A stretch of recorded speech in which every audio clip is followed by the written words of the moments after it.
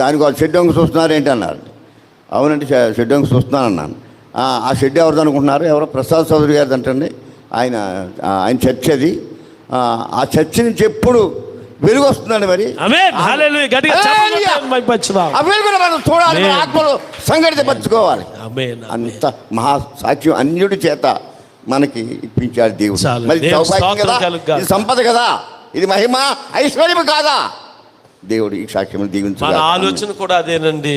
ఏంటంటే అన్యజనులు కొందరైనా ప్రభు దగ్గరికి నడిపించబడి, ఇదంతా ఎందుకు చెబుతున్నానంటే పడిపోయి ఉన్న స్థితిలో నుంచి దేవుడు వీర్రాజు గారి ఇంట్లో 2 గదులు, చిన్న గదుల్లో మొదలైన సేవని దేవుడి ఇవాళ ఎంతగానో ఆశీర్వదించి నడిపించాడు. కనుక ఈరోజు ఇక్కడ ఇంకా ఎవరైనా పడిపోయిన స్థితిలో ఉంటే, దేని స్థితిలో ఉంటే మీరు కంగారు పడద్దు. ప్రభు ఏం చేస్తాడు?